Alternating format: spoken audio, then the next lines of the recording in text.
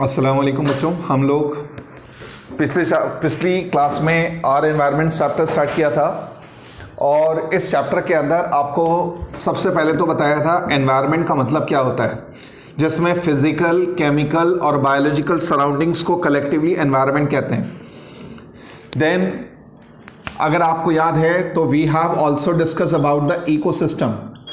Ecosystem हमारे biosphere का independent unit होता है जहां पर बायोटिक और एबायोटिक कंपोनेंट्स दोनों एक साथ एग्जिस्ट करते हैं और इंटरैक्ट करते हैं। इसको इकोसिस्टम कहते हैं।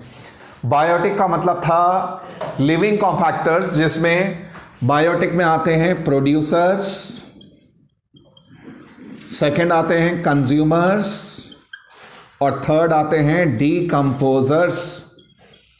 जबकि एबायोटिक फैक्टर्स में लाइट, वाटर, एयर, सॉइल और टेम्परेचर, ये सारे के सारे नॉन लिविंग फैक्टर्स ये कहलाता है इकोसिस्टम। तो हमारे बायोस्फीयर में इकोसिस्टम वो कंपोनेंट है जिसमें बायोटिक और एबायोटिक कंपोनेंट्स दोनों होते हैं। प्रोड्यूसर बता दिया था, प्रोड्यूसर कहते हैं प्लांट्स को, जो वो ऑर्गेनिज्म जो अपना खाना बना सकते हैं। प्रोड्यूसर्स हैं जो लाइट एनर्जी को केमिकल एनर्जी में कन्वर्ट कर सकते हैं। कंज्यूमर कहते हैं वो ऑर्गेनिज्म जो डायरेक्टली या इनडायरेक्टली प्रोड्यूसर्स पर डिपेंड करते हैं। और डिकम्पोजर्स कहते हैं वो छोटे छोटे माइक्रोस्कोपिक ऑर्गेनिजम्स जो किसी डेड ऑर्गेनिज्म मरने के बाद, किसी ऑर्गेनिज्म के मरने के बाद उसके न्यूट्रिएंट्स को रिसाइकिल करने में हेल्प करते हैं, उनको डिकम्पोजर्स कहते हैं। एबायोटिक फैक्टर्स में light, water, air, soil, temperature etcetera आते हैं। अच्छा, इकोसिस्टम नेचुरल भी होते हैं और मैनमेड भी हो सकते हैं। नेचुरल में बताया था फॉरेस्ट भी है, ग्रासलैंड भी है, डेजर्ट भी है, ओशन भी है, ये सारे नेचुरल इकोसिस्टम हैं। लेकिन मैनमेड इकोसिस्टम में दो आपको एग्जांपल दिए थे, कौन कौन से? Aquarium and crop field. Now ecosystem में होने वाले फंक्शंस, जो इकोसिस्टम में फंक्शंस पाए जाते हैं उसमें चार बड़े इंपॉर्टेंट फंक्शंस होते हैं। एक होता है कौन सा? प्रोडक्टिविटी। सेकंड होता है एनर्जी फ्लो। तीसरा होता है डिकम्पोजिशन और चौथा होता है न्यूट्रिएंट साइक्लिंग। ये चार फंक्शंस होते हैं इकोसिस्टम के अंदर। लेकिन इस चार फंक्शन में आपको जो पढ़ना है, ये वाला फंक्शन पढ़ना है, एनर्जी फ्लो। इकोसिस्टम के अंदर लाजमी है तो एक ऑर्गेनिज्म से दूसरे ऑर्गेनिज्म में एनर्जी का फ्लो होना जरूरी है। अब ये जो एनर्जी फ्लो है, इसको दिखाने के लिए हमारे पास दो मेथड होते हैं। एक होता है क्या? फूड चेन और एक होता है इकोलॉजिकल पिरामिड। फूड चेन आपको बताया था कि एक ऐसा रिलेशनशिप जिसमें कोई ऑर्गेनिज्म दूसरे पर अपनी फूड रिक्वायरमेंट को पूरा करने के लिए डिपेंड करता है, तो उसको हम कहते हैं फूड चेन। एक से ज्यादा फूड चेन कहीं ना कहीं आपस में कनेक्टेड हो जाएं, जैसे ग्रासहोपर, फ्रॉग के बाद स्नेक के बाद पीकॉक। तो एक फूड चेन ये रही, एक फूड चेन ये रही। जब कई सारी फूड चेन आपस में इंटरकनेक्ट हो जाएं, इंटरकनेक्टेड फूड चेन को क्या कहते हैं? फूड वेब कहते हैं। अच्छा, अब इनके अंदर जो एनर्जी पास ऑन होती है वो डिफरेंट ट्रॉफिक लेवल से पास ऑन होती है। तो किसी भी फूड चेन के अंदर जो ट्रॉफिक लेवल्स होते हैं उसको या तो आप इस तरह से रिप्रेजेंट करें, कैसे रिप्रेजेंट करें? अपराइट ट्रायंगल की फॉर्म में, या ग्राफिकली रिप्रेजेंट करें ऐसे।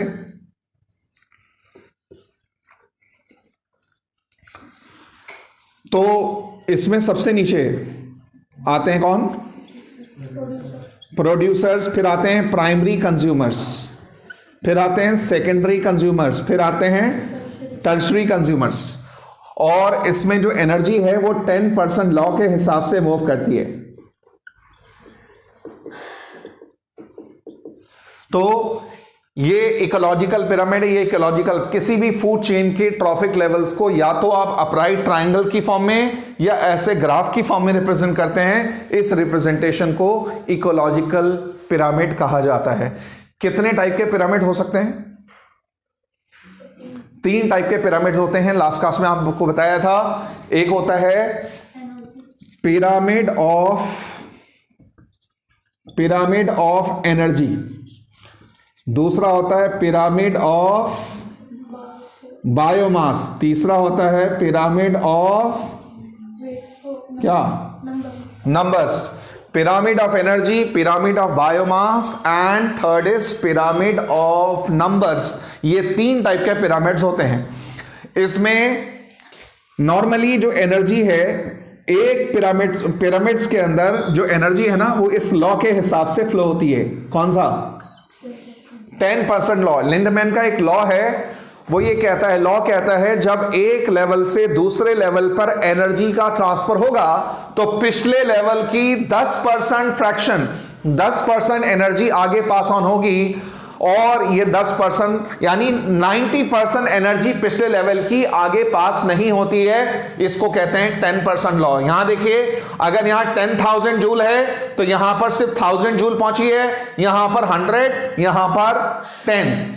इसलिए अगर आप प्लांट्स कंज्यूम करते हैं, प्लांट्स यानी आप इनको प्रोड्यूसर्स को डिपेंड करेंगे तो उससे आपको एनर्जी ज्यादा मिलेगी।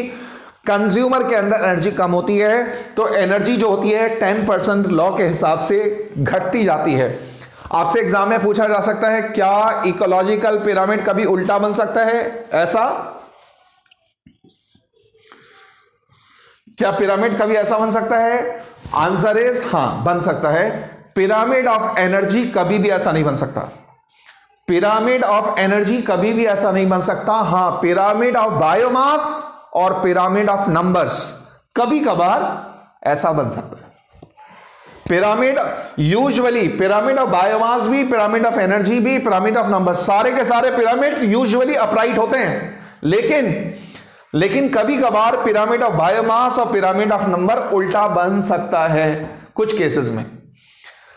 ओके, आपसे सवाल पूछा जाएगा कि एक इकोलॉजिकल पिरामिड में यूजुअली 3, 4 और कभी कभार 5 लेवल्स होते हैं, इससे ज्यादा क्यों नहीं? तो क्या आंसर होगा? आपको बताना है 10% लॉ के हिसाब से अगर हम और ज्यादा मल्टीपल ट्रॉफिक लेवल्स कंसिडर करते हैं तो आने वाले ट्रॉफिक लेवल्स तक एनर्जी इतनी कम हो जाएगी कि वो लाइफ की एक्टिविटीज को सपोर्ट करने के लिए काफी नहीं होंगी। अगर हम यहां पर और 2-3 और लेवल कंसिडर करते तो उस लेवल तक पहुंचते पहुंचते एनर्जी इतनी कम हो जाएगी कि वो लाइफ की एक्टिविटीज को सपोर्ट करने के लिए काफी नहीं होगी। इसलिए इकोलॉजिकल पिरामिड में यूजुअली 3, 4 या 5 लेवल हो सकते हैं। इकोलॉजिकल पिरामिड का कोई डिसएडवांटेज है, कोई डिमेरिट है?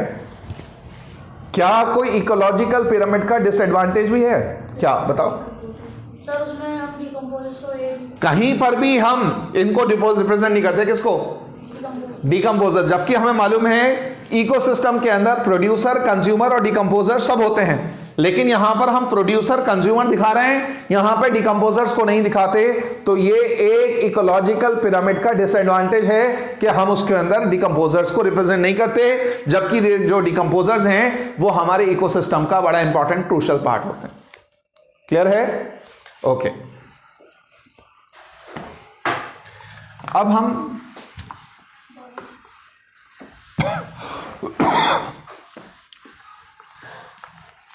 इस चैप्टर के अंदर एक टर्म है पोल्यूशन।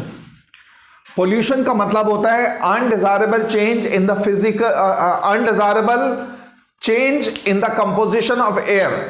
हवा के क्वालिटी के अंदर, हवा के अंदर उन चीजों का आ जाना जो अनडिजायरेबल है। हवा की क्वालिटी खराब होना, तो अनडिजायरेबल चेंजेस आना हवा के अंदर, एयर के कंपोजिशन में, उसको हम कहते हैं पोल्यूशन। नॉर्मली आप लोग मालूम है कि एयर, ये पोल्यूशन कई टाइप का हो सकता है। एयर पोल्यूशन हो सकता है, वाटर पोल्यूशन हो सकता है, नॉइस पोल्यूशन हो सकता है, सॉइल पोल्यूशन हो सकता है, रेडियो एक्टिव पोल्यूशन हो सकता है। कई टाइप के पोल्यूशन, कई लेवल के पोल्यूशन हम देख सकते हैं। तो सबसे पहले बात करेंगे एयर पोल्यूशन। एयर पोल्यूशन से पहले आपको मालूम है कि हमारा atmosphere is an envelope of gases, जिसमें 78% क्या है? नाइट्रोजन। 21% क्या है? ऑक्सीजन। 0.03% क्या है? Carbon dioxide gas. ये हमारी एयर का नेचुरल कंपोजिशन था, लेकिन शहरों के अंदर, मेट्रोपॉलिटन सिटीज के अंदर, जहां पर व्हीकल्स बहुत ज्यादा हैं, जहां पर इंडस्ट्रीज हैं, वहां पर यह देखा जाता है इस हवा के अंदर अनडिजायरेबल कंपोनेंट शामिल होते जा रहे हैं, उसकी क्वांटिटी बढ़ रही है। जैसे शहरों के अंदर carbon monoxide, sulphur dioxide, sulphur trioxide, nitrogen dioxide, suspended particulate matter, peroxy acetyl nitrate, lead compounds, aerosols etcetera, ये सारी की सारी चीजें हवा में शामिल हो रही हैं जो हमारी एटमॉस्फेयर को पोल्यूट कर रही हैं। पहले बात करते हैं carbon monoxide. Carbon monoxide, you know that कि ये पोल्यूटिंग गैस है, ये सफोकेटिंग गैस है। इसकी वजह से आपके ब्लड में जो हीमोग्लोबिन है, हीमोग्लोबिन की ऑक्सीजन कैरी करने की जो क्षमता होती है, जो एबिलिटी होती है, उसको हैम्पर करती है। ये कार्बन मोनोऑक्साइड आपके ऑक्सीजन को हीमोग्लोबिन के साथ बाइंड नहीं करने देती है। एक ये वाली गैस बहुत सारी गाड़ियों के अंदर से निकलने वाला जो स्मोक होता है उसके अंदर प्रेजेंट होती है। देन उसके बाद ये वाली गैस देखो, सल्फर डाइऑक्साइड और nitrogen dioxide. Sulphur dioxide, nitrogen dioxide, ये दोनों गैसेस जब हवा में जाती हैं तो वाटर के साथ रिएक्ट करती हैं, और वाटर के साथ रिएक्ट करने के बाद बनाती हैं H2SO3 और HNO3। ये है सल्फ्यूरस एसिड, ये है नाइट्रिक एसिड। ये दोनों एसिड बनने के बाद जब बारिश होती है, बारिश के पानी के साथ ये एसिड दोनों नीचे आते हैं। इसको क्या कहते हैं? Acid rain. एसिड रेन एक बहुत बड़ा हेल्थ हजार्ड है। अगर एसिड रेन होती है, किसानों की फसलों पर अगर एसिड रेन होगी तो फसल खराब हो जाएगी, पूरी क्रॉप खराब हो जाएगी। जो एक्वेटिक लाइफ है, जो एक्वेटिक लाइफ है, जो झील है, जो तालाब है, जो नदियां हैं, उसमें एसिड रेन होती है तो उससे एक्वेटिक लाइफ हैम्पर होती है, एक्वेटिक ऑर्गेनिज्म मरने लगते हैं। तीसरा, अगर एनिमल्स पर, ह्यूमंस पर एसिड रेन होती है तो आपको और मुझे स्किन रिलेटेड बीमारियां शुरू हो जाती हैं। नंबर 4, हिस्टोरिकल मॉन्यूमेंट जैसे कि ताजमहल कैल्शियम कार्बोनेट मार्बल का बना हुआ है। बहुत सारे हिस्टोरिकल ऐसे मॉन्यूमेंट्स हैं जो मार्बल के बने हुए हैं, उसमें कैल्शियम कार्बोनेट के बने हुए हैं। तो एसिड रेन होती है तो उसकी वजह से उसका टेक्सचर अफेक्ट होता है और उसका कलर अफेक्ट हो रहा है। उसके अलावा आप जैसे आपको मालूम हो, मथुरा ऑयल रिफाइनरी का नाम सुना होगा। ताजमहल में आगरा के पास एक ऑयल रिफाइनरी हुआ करती थी। उसके बारे में कहा जाता है उसकी निकलने वाली SO2 गैस की वजह से बहुत ज्यादा नुकसान पहुंचा है ताजमहल को। तो Taj Mahal is nothing but a calcium carbonate, marble है। तो मार्बल के अंदर ये दोनों एसिड जो हैं वो रिएक्ट करते हैं और उसकी वजह से उसका नुकसान पहुंचा। अपार्ट फ्रॉम दैट, ये जो एसपीएम कहते हैं सस्पेंडेड पार्टिकुलेट मैटर। शहरों में उड़ने वाली धूल, शहरों में उड़ने वाले जो पार्टिकल होते हैं हवा में, जो सस्पेंडेड होते हैं, तो वो सस्पेंडेड पार्टिकुलेट मैटर ये भी पोल्यूशन का कारण बनते हैं। किसी साइट पे जहां कंस्ट्रक्शन हो रही होती है, वहां पर मिट्टी हवा में उड़ रही होती है, वहां पर एसपीएम की मात्रा ज्यादा होती है। ये सारे के सारे फैक्टर्स मिल जाते हैं। अच्छा, एक और चीज सुनी होगी, परऑक्सी एसिटाइल नाइट्रेट, जिसको आम जबान में आप क्या कहते हो? Smog, परऑक्सी acetyl nitrate. ये सारी की सारी चीजें जब हवा में, शहरों में, एयर के अंदर आती हैं तो ये AQI, एयर क्वालिटी इंडेक्स को खराब करती हैं, और एयर क्वालिटी इंडेक्स खराब होने की वजह से एयर पॉल्यूट होती है। देन उसके अलावा आपको मालूम है हमारा जो एटमॉस्फेयर है, हमारी अर्थ के चारों तरफ एटमॉस्फेयर है, उसके अंदर अलग अलग लेयर्स हैं। आपको मालूम है इसमें अलग अलग गैसेस हैं। जैसे एक गैस है कौन सी? Carbon dioxide. एक और गैस है मीथेन। कार्बन डाइऑक्साइड और मीथेन को ग्रीन हाउस गैसेस कहा जाता है। ये बताइए, धूप में जब खड़े होते हैं आपको जो गर्मी लगती है किस चीज की वजह से लगती है? When you feel hot in sun, तो उसमें आपको गर्मी किस चीज की वजह से लगती है? आपको मालूम है सनलाइट में एक तो विजिबल स्पेक्ट्रम है विबग्योर, जिसमें 7 कलर्स हैं। वॉयलेट के बियॉन्ड होती है अल्ट्रावायलेट, इसके बियॉन्ड होती है कौन सी? इंफ्रारेड। तो आपको जो गर्मी लगती है धूप में खड़े होकर वो इसकी वजह से लगती है। किसकी? इंफ्रारेड। हीट रेडिएशन जो निकलते हैं वो इंफ्रारेड की वजह से। तो इंफ्रारेड, अब क्या होता है हमारे एटमॉस्फेयर के अंदर जो CO2 है,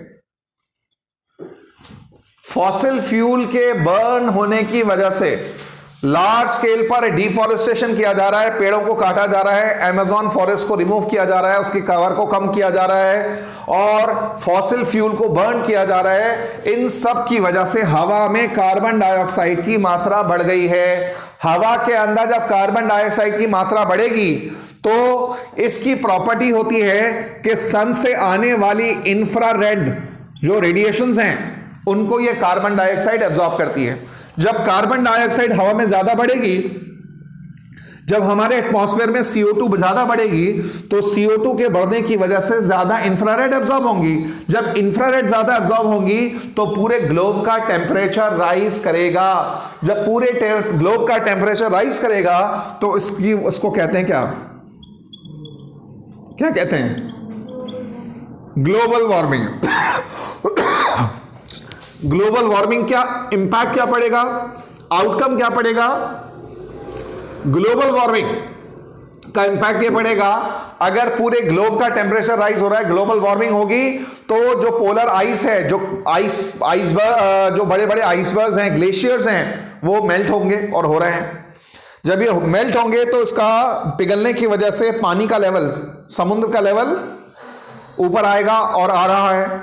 जब समुद्र का लेवल ऊपर आएगा, उसके आने की वजह से, ऊपर आने की वजह से जो कोस्ट लाइन है, जो समुद्र के किनारे हैं, जो कंट्रीज पानी के किनारे हैं, उन पे उनका डूबने का खतरा बढ़ गया है और वो सारे कंट्रीज डूबने के कगार पे पहुंच गए हैं उसकी वजह से, ग्लोबल वार्मिंग की वजह से। तो जब ग्लोबल वार्मिंग होगी तो पोलर आइस मेल्ट होगी और मेल्ट होने की वजह से ऊपर पानी का लेवल राइज करेगा और बहुत सारी कोस्टल लाइन डूबने का खतरा बढ़ जाएगा।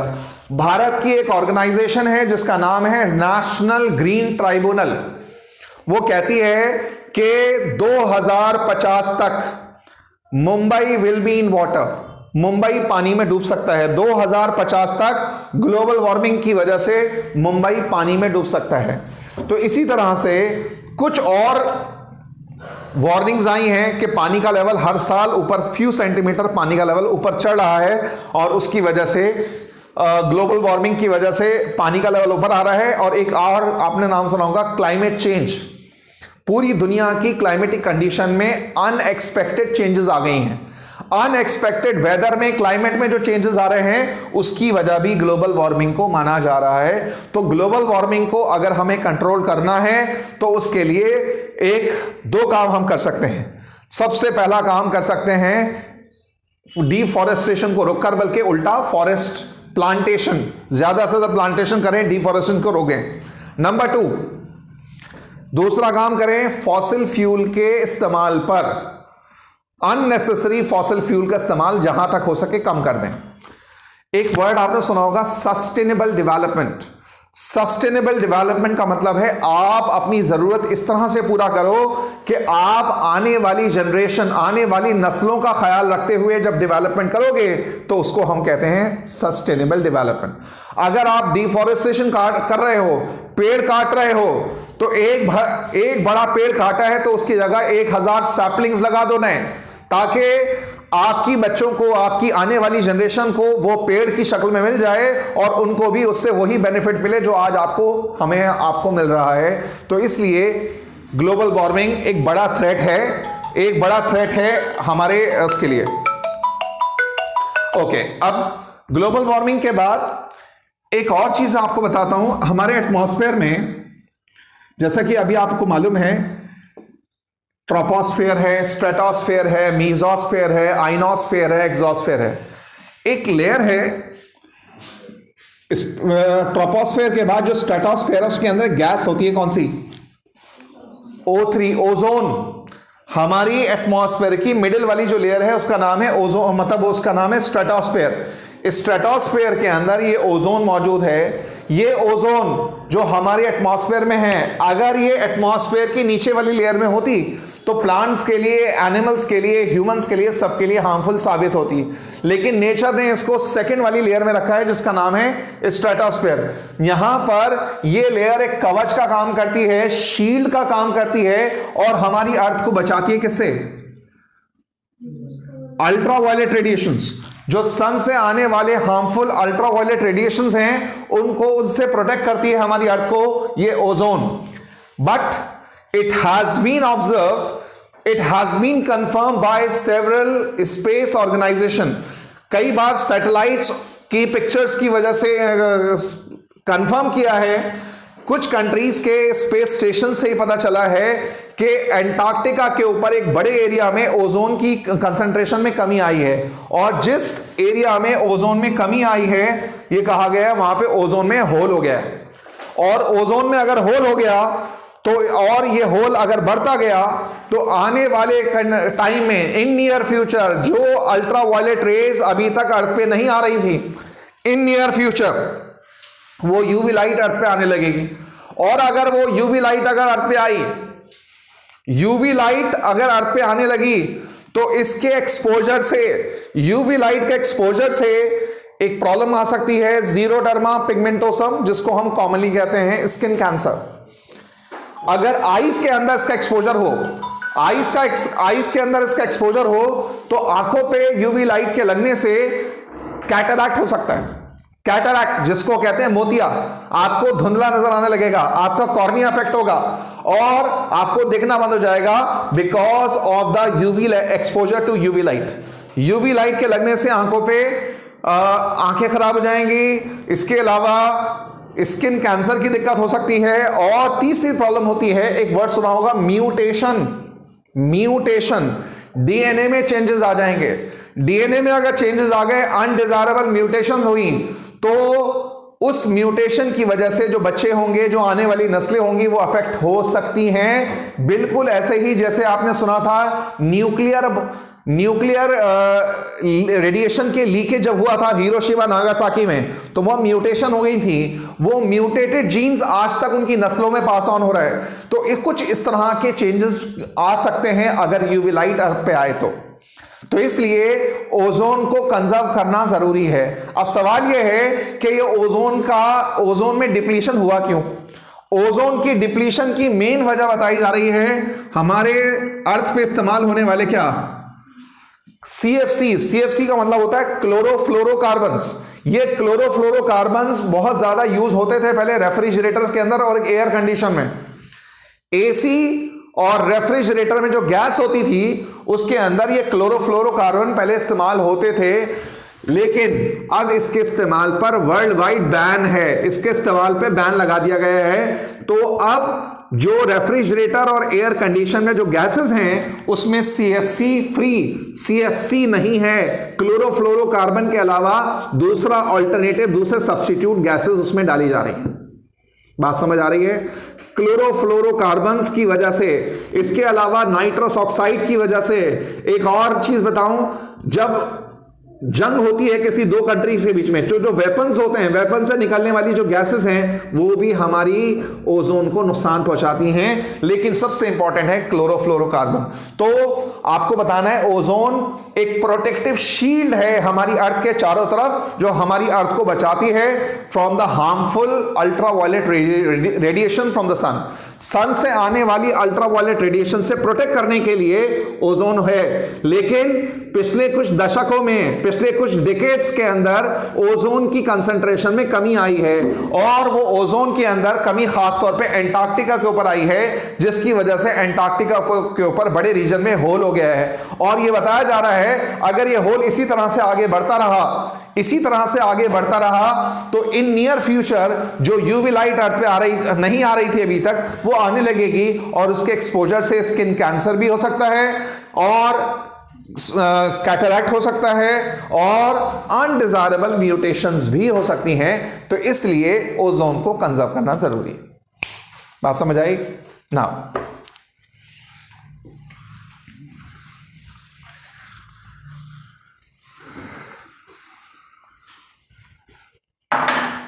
अब हम बात कर रहे हैं वाटर पोल्यूशन।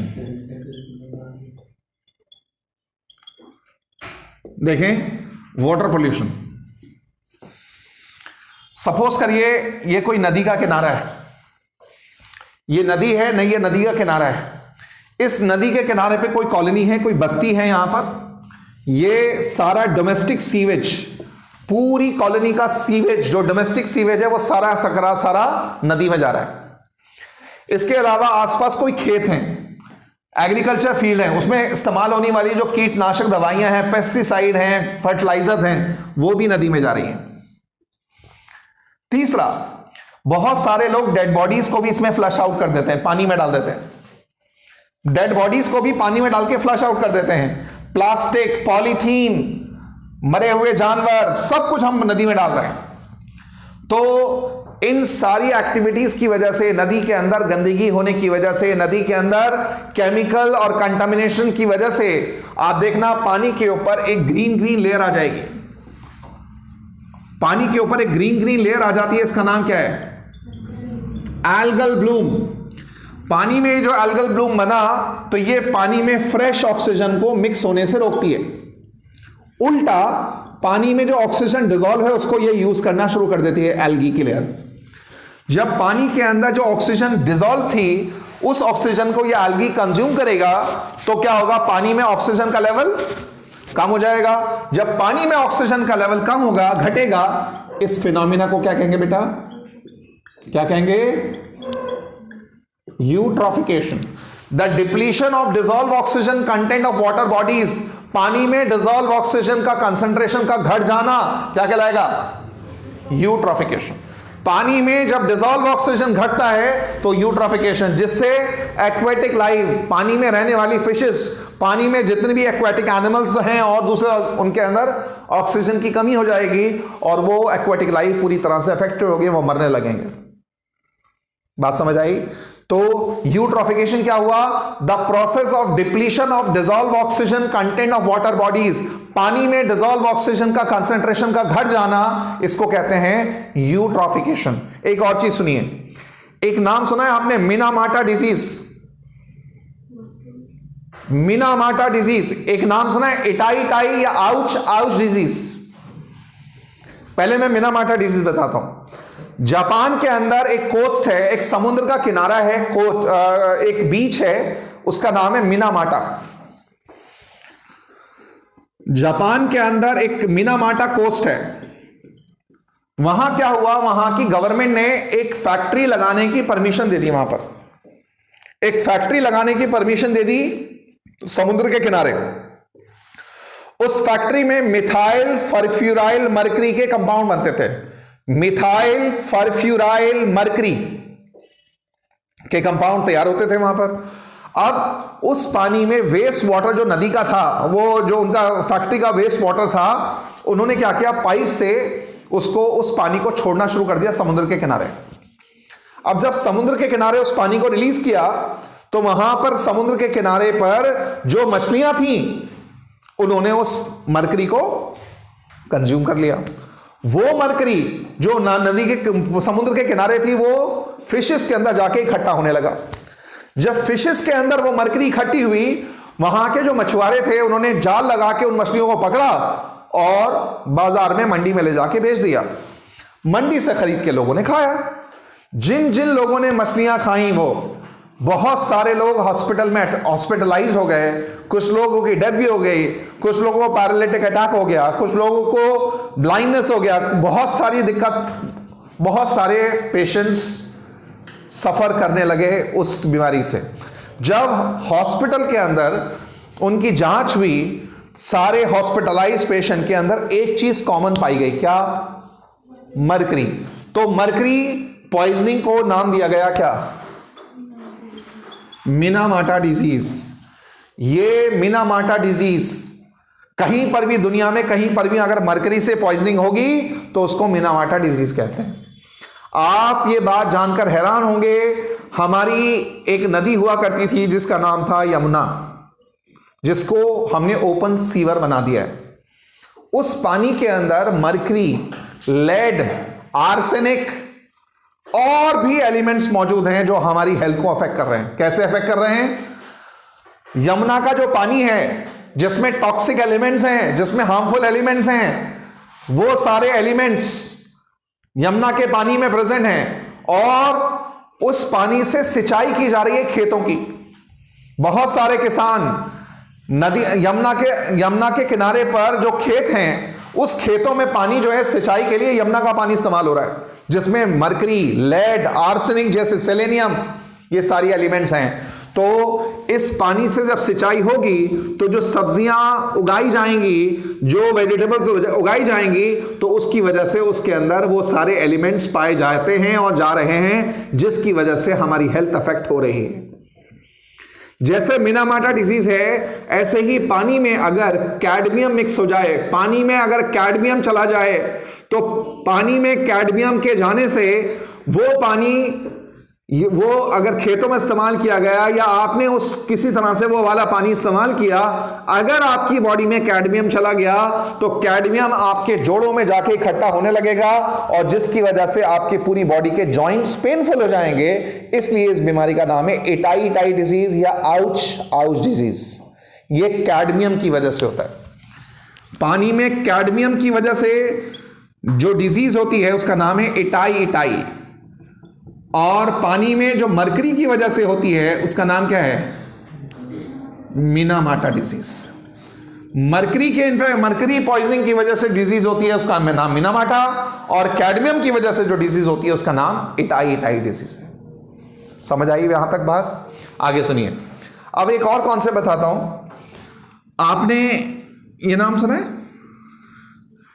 DDT सुना है? ये DDT एक बहुत अच्छी कीटनाशक, एक पेस्टिसाइड है, एक दवा है जिसका छिड़काव किया जाता था पहले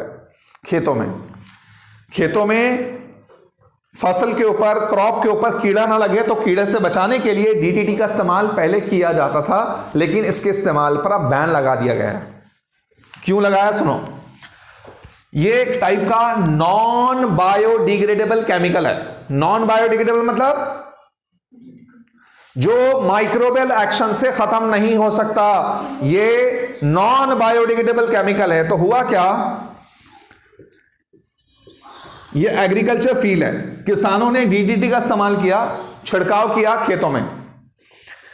जब खेतों में DDT का इस्तेमाल किया, उसके बाद जब इरिगेशन किया गया तो इरिगेशन के टाइम पे वो DDT पानी में क्या हो गया? डिसॉल्व हो गया।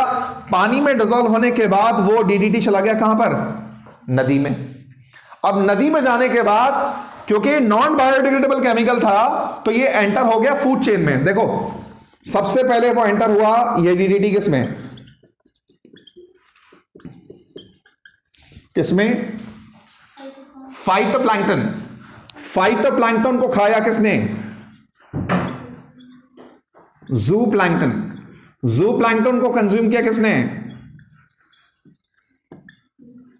Small fishes. स्मॉल फिश को खाया किसने? Large fishes. लार्ज फिश को खाया किसने?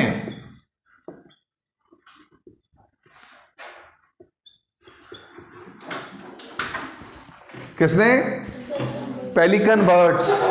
पेलिकन बर्ड कहते हैं, एक वाइट कलर की बर्ड होती है, लंबी सी चोंच होती है, जो मछलियां खाती है सारस की तरह। तो ये पेलिकन बर्ड्स है। तो क्या हुआ, फाइटोप्लैंक्टन, फाइटो कहते हैं छोटे छोटे एल्गी पानी में, जिसको दूसरे छोटे छोटे एनिमल खाते हैं, उनको कहते हैं फाइटोप्लैंक्टन। मान लो इसके अंदर था कंसंट्रेशन 0.002 ppm। ppm का मतलब होता है पार्ट्स पर मिलियन। पार्ट्स पर मिलियन। मान लो फाइटोप्लैंक्टन के अंदर DDT की मात्रा थी 0.002 ppm। जू प्लैंक्टन के अंदर ये बढ़कर हो गई 0.04 ppm, स्मॉल फिश के अंदर हो गया 0.7 ppm, इसके अंदर हो गया 1.3 ppm, और पेलिकन बर्ड्स के अंदर हो गया 2.9 ppm। सपोज ppm का मतलब पार्ट्स पर मिलियन, ये कंसंट्रेशन है, किसी चीज को नापने की वैल्यू है ppm। तो जब कोई हार्मफुल केमिकल किसी फूड चेन में एंटर हो जाए, कोई नॉन बायोडिग्रेडेबल हार्मफुल केमिकल किसी फूड चेन में एंटर हो जाए और उसकी कंसंट्रेशन आने वाले सब्सिक्वेंट ट्रॉफिक लेवल पर बढ़ती जाए, इस बढ़ने को एक नाम देते हैं, क्या कहते हैं?